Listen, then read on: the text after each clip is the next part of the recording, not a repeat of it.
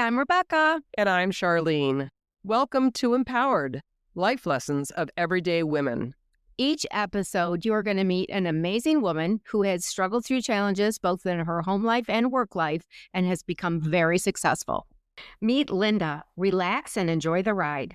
With over 30 years in the mortgage industry, Linda brings great insight on managing people in a transitional environment. Her career started processing mortgages and finished as a VP and regional manager of over 250 people across 5 states. So grab a cup of coffee, get in a comfy chair, and join us as we talk to Linda. Welcome, Linda. We're so glad you could join us today. We want to get started by asking you, based on all the experience that you've had, what advice would you give to your 20-year-old self? It's interesting you should ask that because being retired now, you really know what's happening. So I would say just relax and enjoy the ride. Oh, I like that. You worry about so many things as you go and you endeavor to new goals and tasks that you have to do, but never be afraid. I mean, I enjoyed my whole career. So how did you get into the mortgage industry? I fell into it.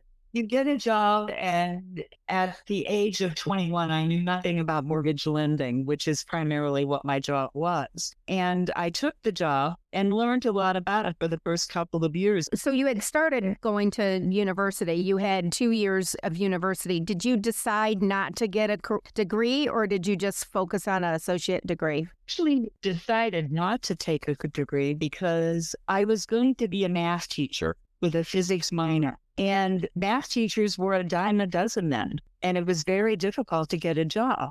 So I decided I didn't want to borrow any more money to continue going to school, and I would try this first. With 2 years, I could pick it up again if things improved. I'm really glad that I made that decision because I ended up with a much more dramatic career and a better earning capability.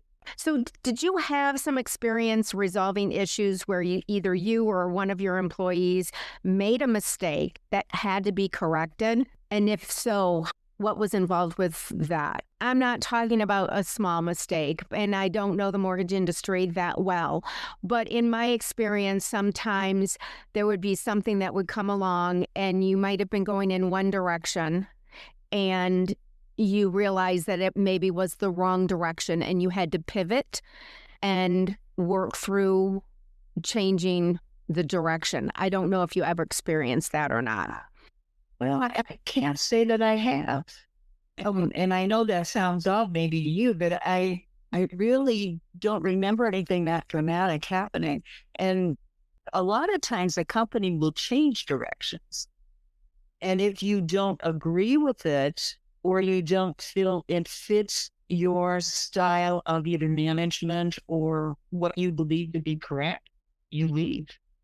Can you talk a little bit more about that? Because that was one of the other questions that we had. How do you know when the company is not the right fit for you? Management changes, and maybe the management now gets more aggressive about the way they want to change personnel, or they want to get more aggressive with how they lend money. And you might not agree with it. For example, they may want to expand their qualifications for giving somebody some money. And then you realize you're setting these poor people up to fail. Wow. So you don't want to do it because you feel that there's no way possible for them to make their budget work. You don't want that. You don't want to set them up for failure. Exactly. So you had enough of this. Every time to go with a company that kind of has the moral character that I've... Yeah, so I was going to just say, so the philosophy of the company that you're working for becomes a really important tool for you in being successful, because I could see being caught in that dilemma of like, oh, this person's definitely not going to be able to handle this mortgage down the line. And I can see that already, but I'm getting pressure from my corporate guidance that this is what they want. Yeah, it gets you into trouble. It's very, well, you're going against the grain of your own conscience. And how do you sleep at night if you're... Yeah, I just feel that your moral compass should be somewhat in line with the company you're working for.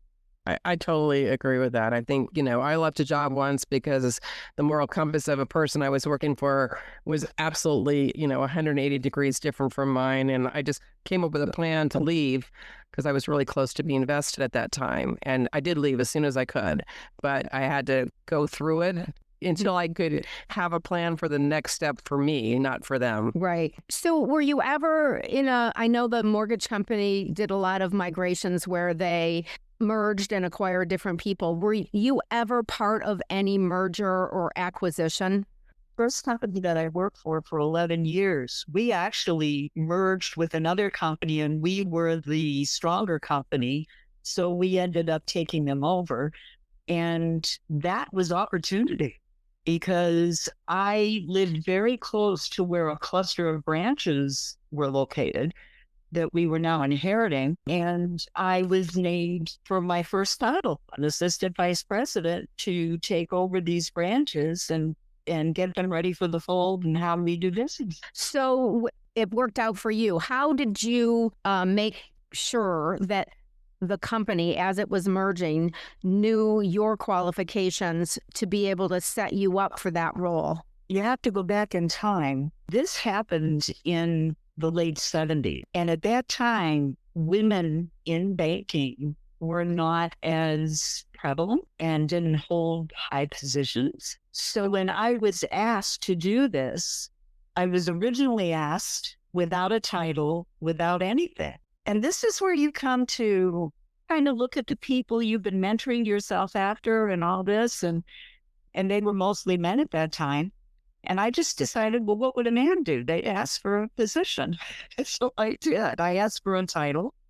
I asked for credentials so that people would be willing to follow me. And because I had already been with the company for 11 years, they knew what my qualifications were. So they knew I wasn't asking for anything impossible. Right. Oh, I love that. So that's how we got this introduction and people actually followed me. So you truly looked at all of your experience and said, listen, I'm empowering myself to ask for what I deserve. Exactly. I love that. Because women were, breaking ground trying to get into these levels. So along those lines, in your experience of working, have you ever had an issue where other people took credit for your ideas or your advances? And how did you deal with that? I don't recall that either. I mean, some people will try to take credit for an idea. If it's someone who's working under you, you kind of let them do that a little bit because it's no big thing. So I guess that's why nothing really comes to mind. It was my management style. You did a lot of work and helped with it, even though maybe the idea didn't spawn with you.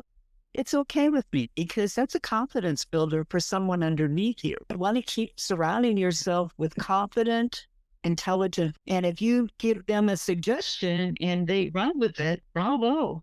In other words, you gave the credit away in a way, but even though it might have been your idea to begin with, it becomes more of a team environment.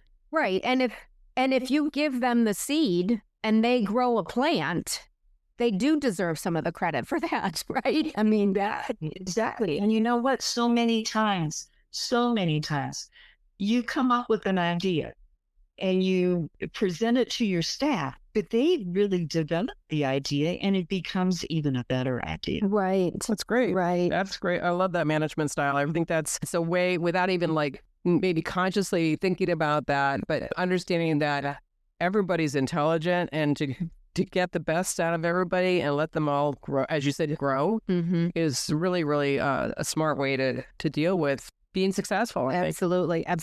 So I have one more question that kind of gets back to, you changed positions, you went up a level. Did you face resentment from the people, either your peers or the people that were working for you because you rose up in the company, maybe a position that they had wanted? Well, at that particular time with that first company, I really didn't experience any of that because I was the logical choice. because of where I lived and the location to those branches. Nobody else would have wanted to drive that far or undertake the whole thing. So I did not have any of those problems. And when I went as a single individual. I wasn't bringing other people from my original team with me. I was training a new team. Exactly. All new people. So it was well accepted. I didn't have that kind of opposition. You always have some people, especially in a takeover situation, that they're going to automatically dislike you the minute you show your face in the door. Absolutely. So you have those problems. But it was totally unrelated to a previous peer being jealous. So how did you work through that resentment of going into an organization that they didn't know who you are?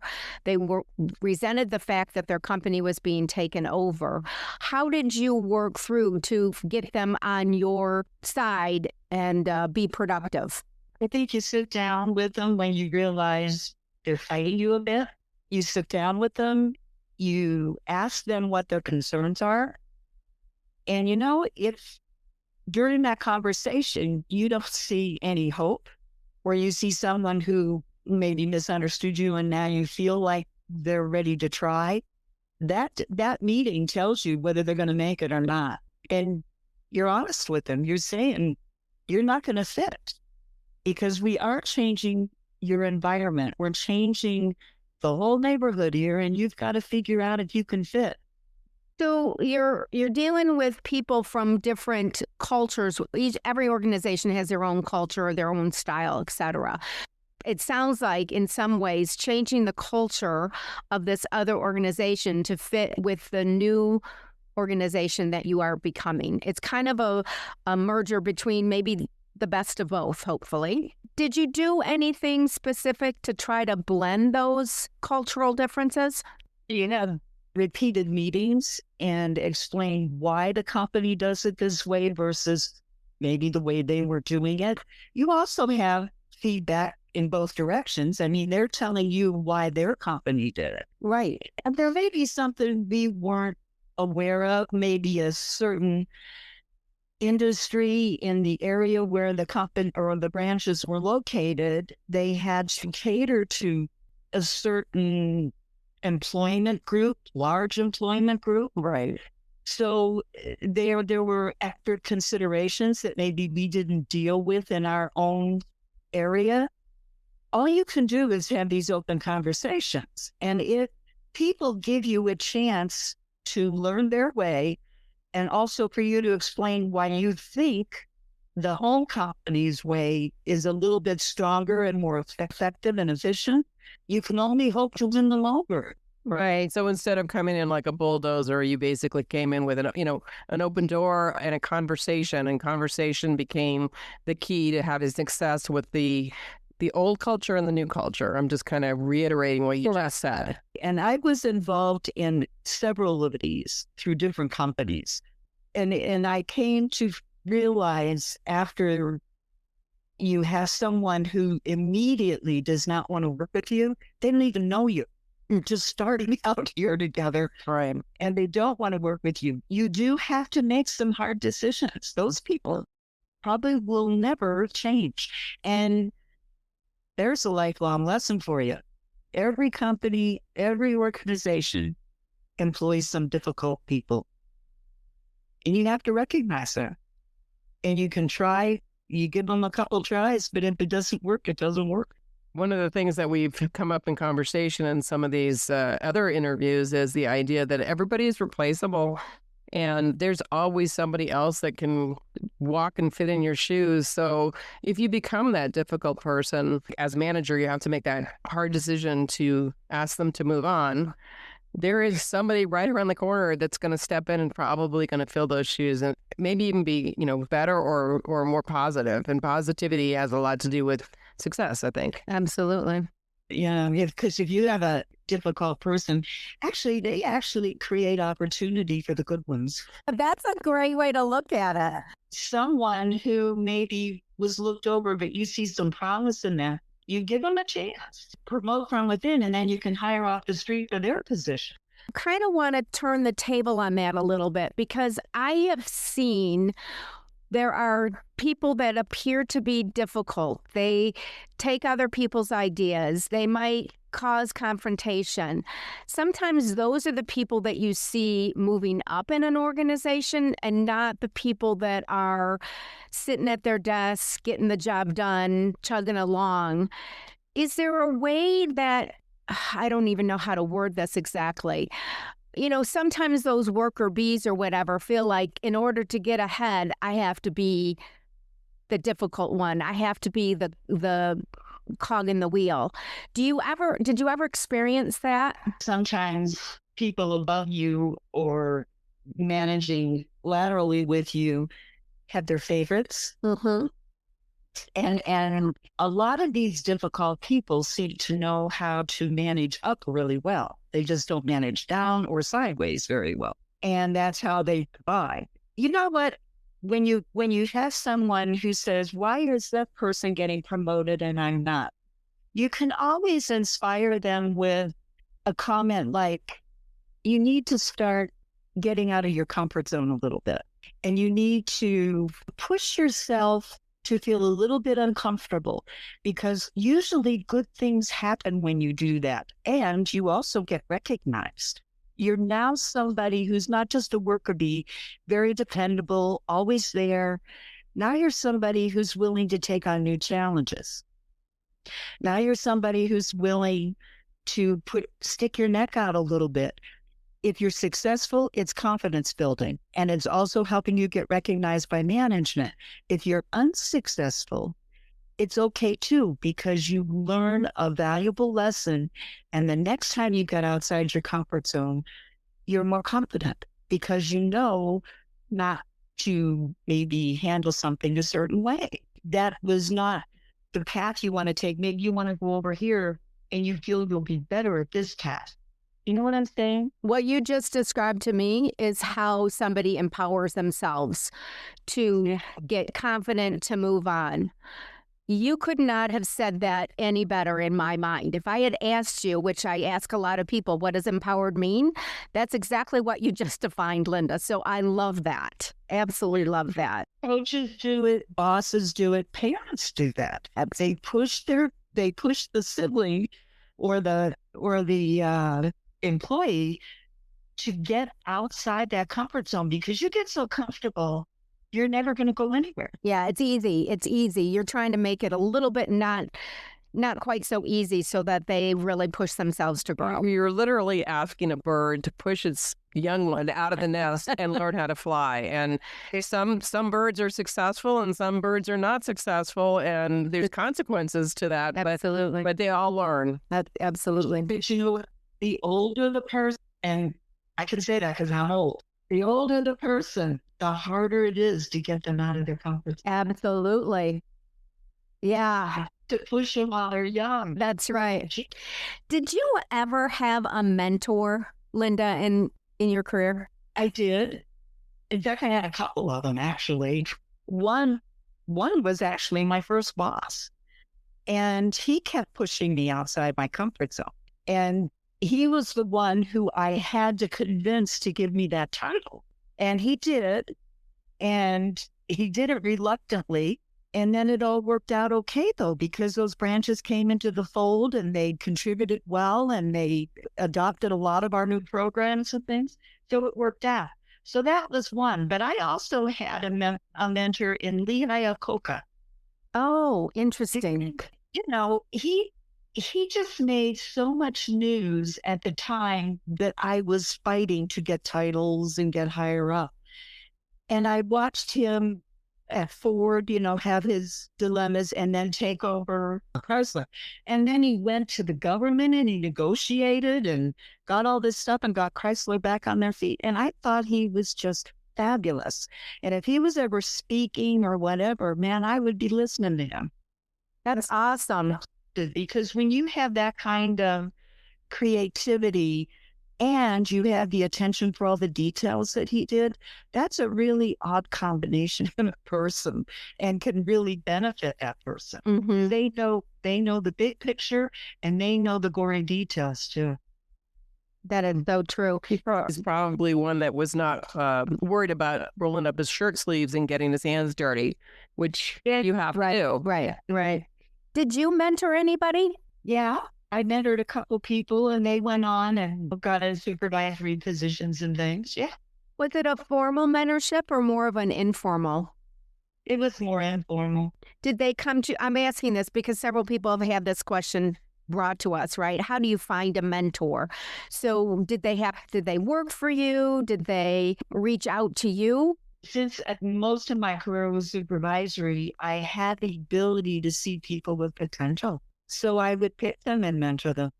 Oh, I love that. He came to me and said, I want to learn this. I want to do more than what I'm doing. I would give them extra assignments and I would help them know how to approach it. Or you'd give them temporary assignments to take over while you weren't there. Mm-hmm. You went from managing a small group of people to eventually managing over 250 people across 5 different states. How did you approach your management style as your organization that you were responsible for grew?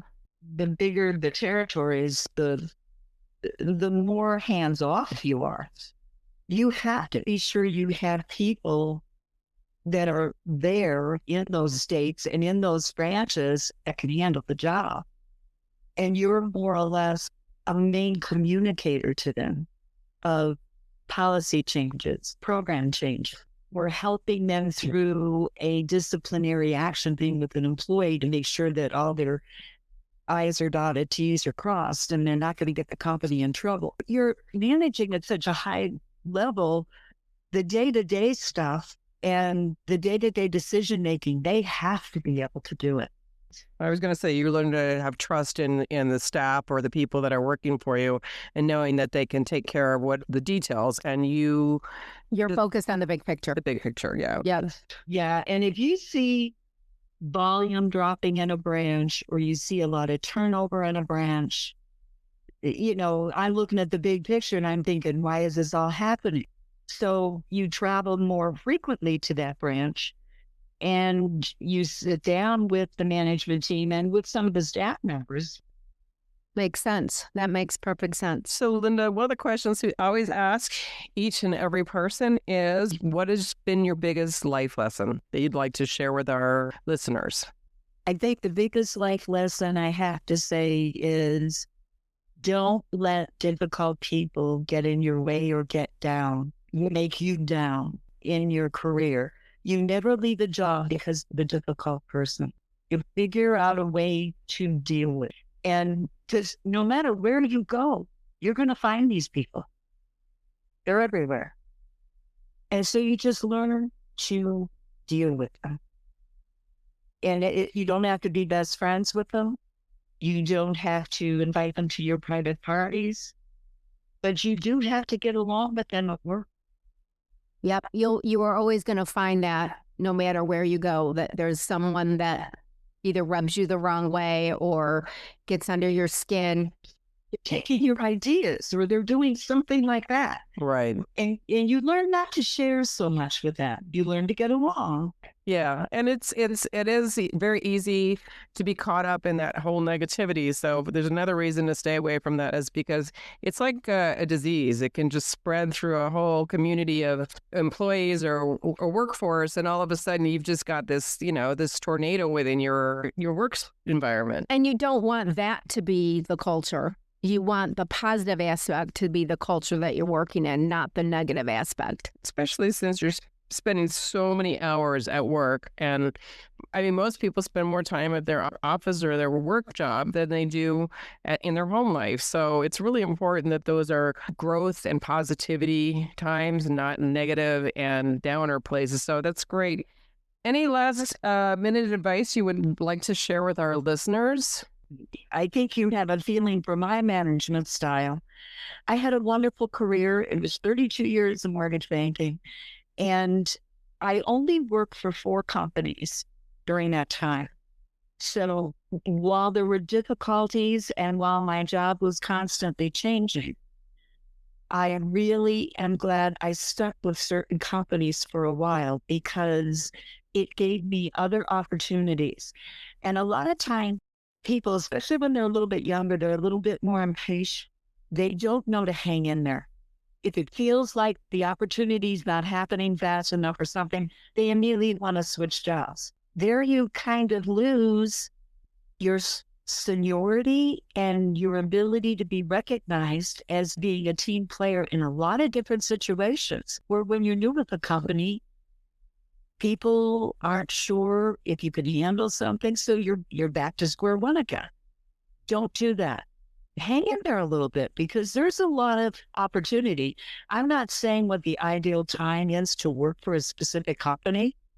You'll know that in the long run, but don't cut the company too short because that's where you enter seniority in and you've proven yourself on several projects or in critical meetings. And then all of a sudden you're getting a promotion. You know, there's certain industries that I know when I was working, there were certain industries that were frowned upon with the switch. Mine was not one because I was in advertising and marketing. So, you switch like your underwear, every day. But, there's definitely some businesses where it's really important that you have that longevity.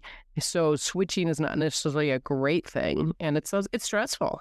So kind of to combine some of the things that you had said before, if the company meshes with your moral character and your desire to make things happen in maybe a positive manner, but you haven't progressed as much as you possibly could, doesn't mean that you should change ships.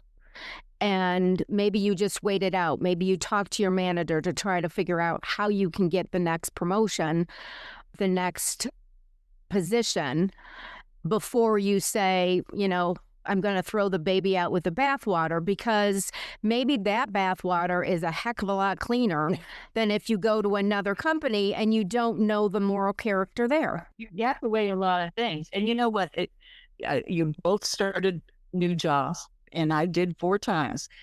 There's always that honeymoon period, where everybody thinks you're great and you think everybody's great. No, I want to retire from here. This is a great place. Well, the honeymoon always wears off. Mm-hmm.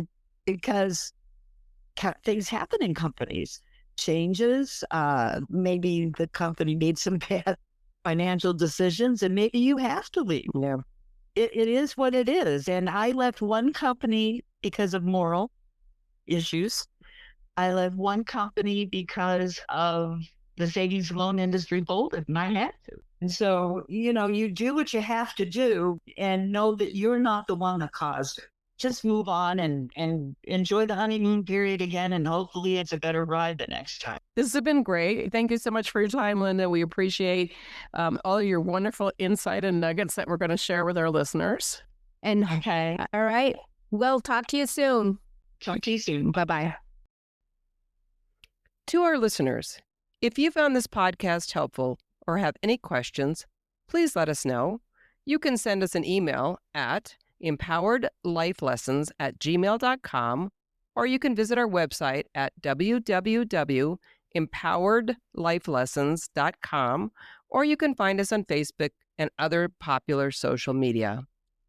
And if you wish to share your life lessons with us, please contact us at our email, and we will put you up for consideration, because we are always looking for great insight, life lessons, and we really appreciate hearing from our listeners. In our next episode, meet Susan. Susan has experience in a range of areas as a special education teacher, as a writer and creative director in advertising, and currently owns her own unique pottery business. So much insight, we broke this podcast into 2 episodes.